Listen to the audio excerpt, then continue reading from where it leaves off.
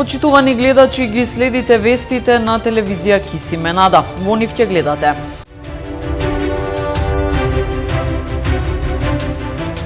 Градоначалникот Касами со последен брифинг со новинарите за 2021 година.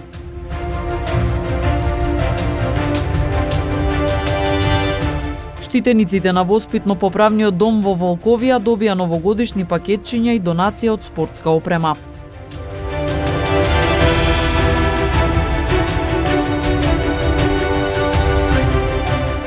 Представници од општина Гостивар во посета на Сдружение на лица со посебни потреби, Дневниот центар, специјалните паралелки и деца роми им поделија пакетчиња.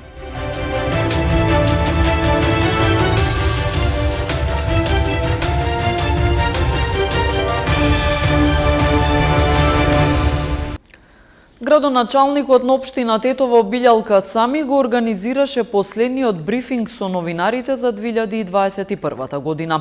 Се дискутираше за активностите во 2021 и плановите за 2022, како и за активностите кои ги планира Движењето Беса. Една димензија за таа катастрофа со која се сударивме во општина Тетово е долгот, како што веќе информирана јавноста, долгот на општина Тетово е 24 милиони евра. Поголем проблем од самиот долг, самата висина на долгот е и структурата на долгот. Значи 7 милиони евра се на извршен налог, значи на извршување. Во моментот ние као општинска власт не располагаме со општинската сметка. Сите пари кои влегуваат од даноците на граѓаните директно одат да се реализират извршните налози. Уште поголем проблем е тоа што од овие 7 милиона, 2 милиона се затезни камати. Значи, до колку општинската власт предходна ги сервисираше на време обврските, граѓаните немаше да бидат присилени да платат дополнителни 2 милиони затезни камати. Значи, ова е еден пластичен пример на злоупотребите кои се направени од ДУИ и претходната градоначалничка само за 8 години. Друг е проблемот на тоа што овие другите, значи другиот дел од долгот кој е значи по истата структура каде што има и дополнителни трошоци нанесени на општината и на граѓаните. Исто таква е ситуацијата и со општинската администрација. Јавноста веќе е запознаена дека околу 400 луѓе беа ангажирани со договори на дело. Поголемиот дел од нив има земено плата, така наречене, иако тоа не се вработувања, има земено финансиски средства од општината без да ја посетат барем еднаш општинската зграда. Ние веќе оформуваме предмет за тоа. Сите кои немат доказ дека имат дојдено на работа, имат завршено некои задачи за потребите на општината, ќе се бара да ги вратат тие пари кои ги имат земено и сигурно ќе се покрене и соодветна законска постапка пред судските власти за тие кои ја нанесува ова штета на општината. Исто толку голем проблем е и постојната администрација.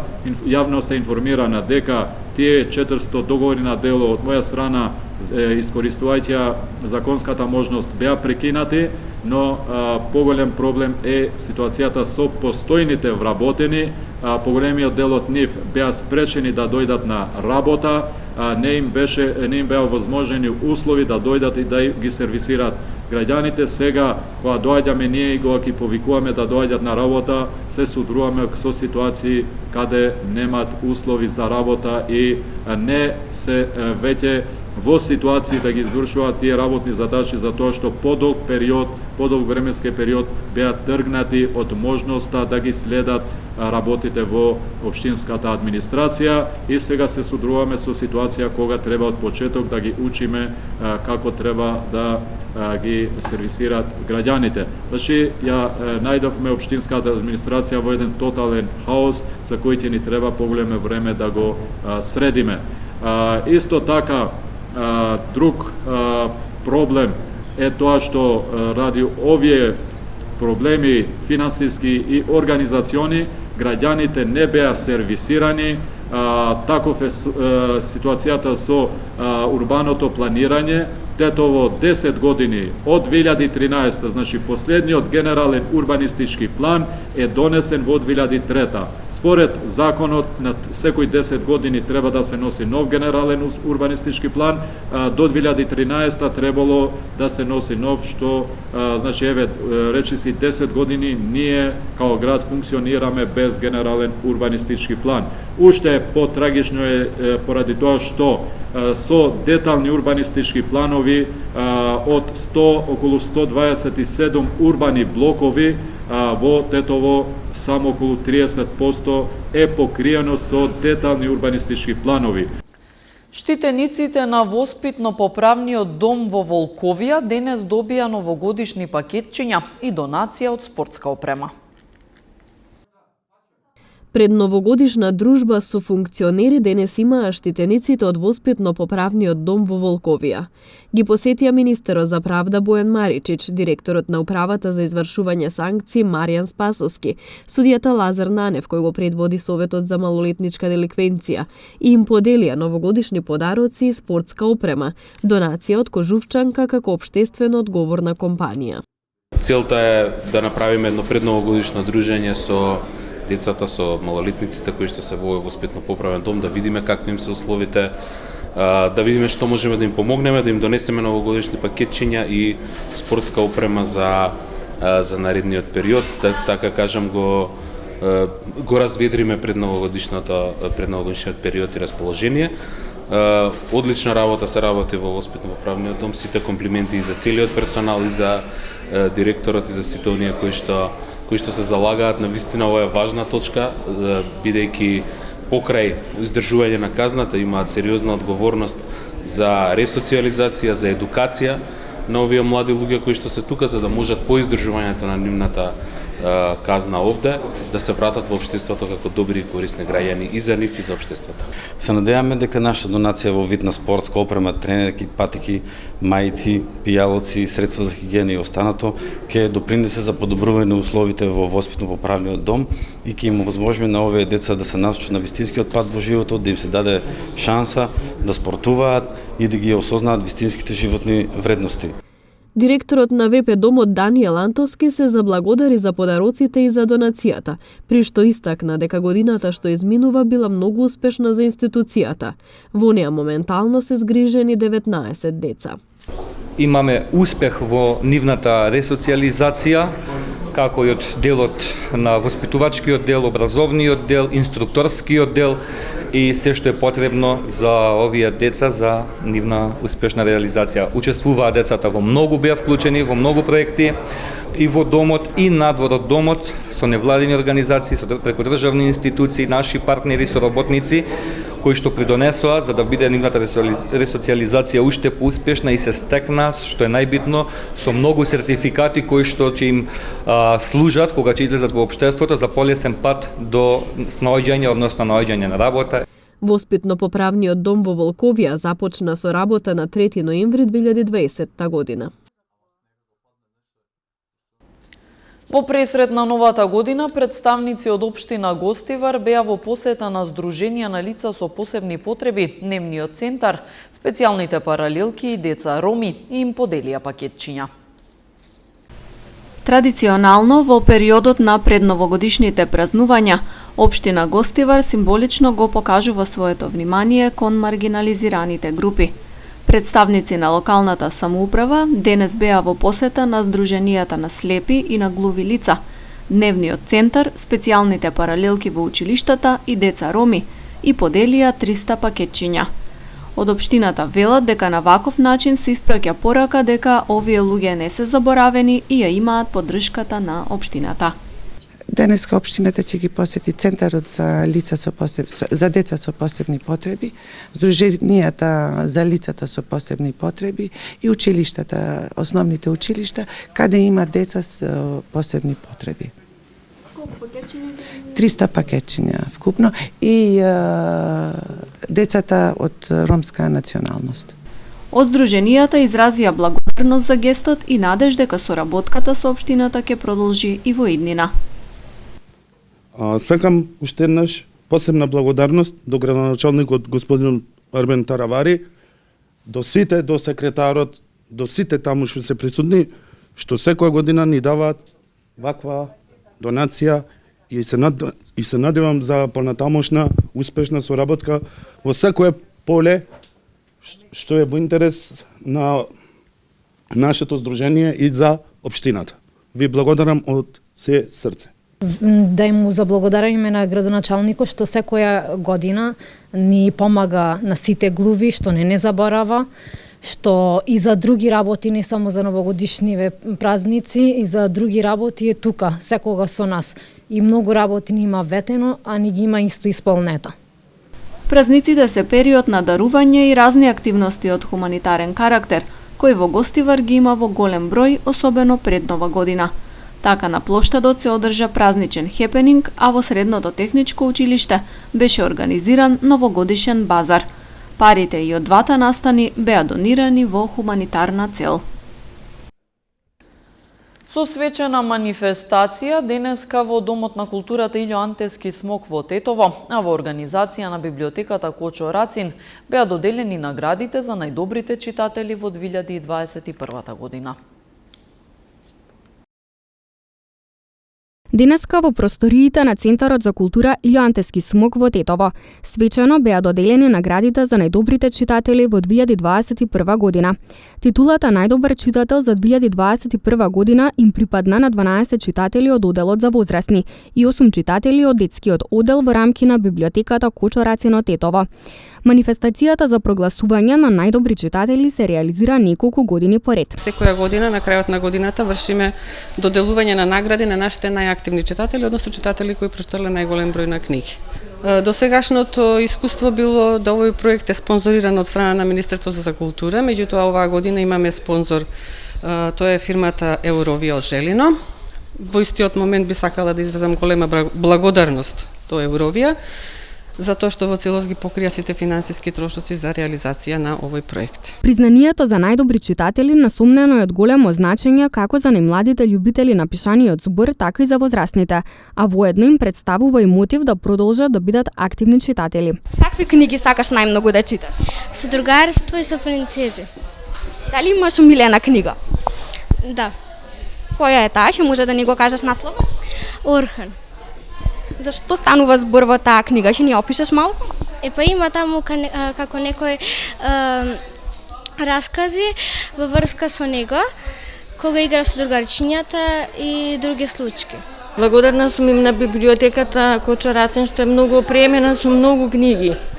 Значи не мора ни да ги купуваме книгите, сите најдобри книги одма ги добиваат, персоналот е прекрасен, услужлив. Така да годинава прочитав 120 книги, не стев некој предизвик, него едноставно ми се редеа книгите. Имам доста совети од вработените, таа книга е добра, таа книга е добра, така да стварно сум среќна. Инаку библиотеката Кочо Рацин број илјадници читатели и несумнено представува лулка на културата во Тетово. Во продолжение деталите од полицискиот билтен на секторот за внатрешни работи Тетово. Полициски службеници на Оделението за внатрешни работи Гостивар вчера околу 18 часот и 30 минути во Гостиварско падалиште лишиле од слобода 45 годишникот ова село. При притрес извршен со судска наредба во неговиот дом биле пронајдени одземени за вештачење еден куршум калибар 20 мм и два проектили од непознат калибар со должина од 8 см. Тој е задржан во полициската станица Гостивар и по целосно расчистување и документирање на случајот ќе му биде изготвен соодветен поднесок за недозволено изработување, држење, посредување или тргување со оружје или распрскувачки материи согласно член 396 од Кривичниот законник. Вчера во 18 часот и 30 минути 25 годишник и неговиот 60 годишен татко во СВР Тетово пријавиле дека половина час по полноќ физички биле нападнати од две лица, нивни соседи. Според пријавеното, едниот од нив во нападот употребил и тврд предмет.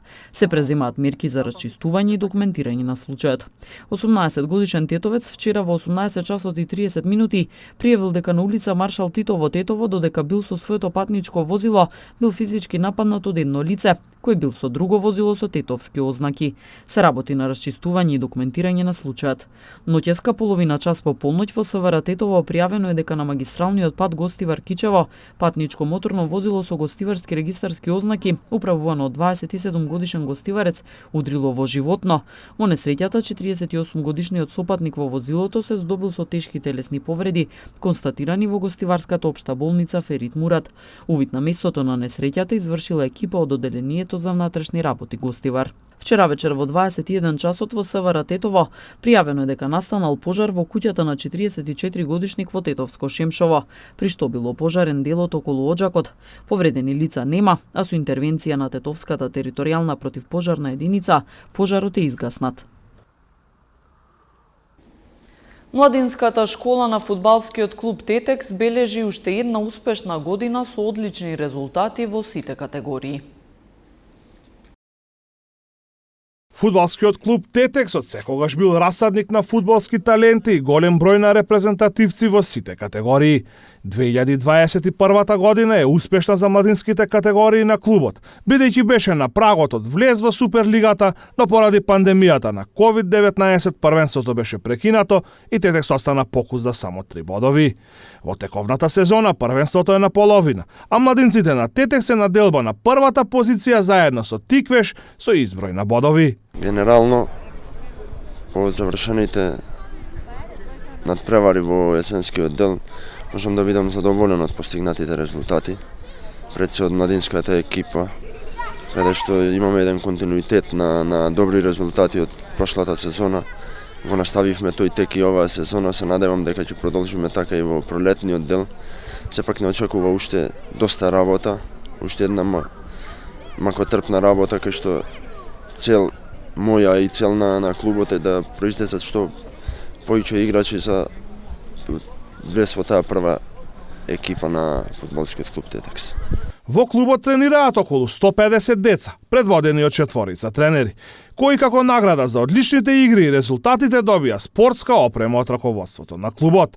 Најзаслужни за донираната опрема се неколку ентузијасти кои несебично и волонтерски работаат и го помагаат клубот. Прво сакам да истакнам дека пред 2 месеци со Александар Трифуновски, Ацко КВ, се зафативме за овој проект и потрчавме по неколку фирми, каде што бевме разбрани дека за деца се работи и наидовме на разбирање, каде што ни пуштија средства за да го реализираме овој проект. Значи, сакам да им се заблагодарам на сите фирми кои што ни излегува во пресред.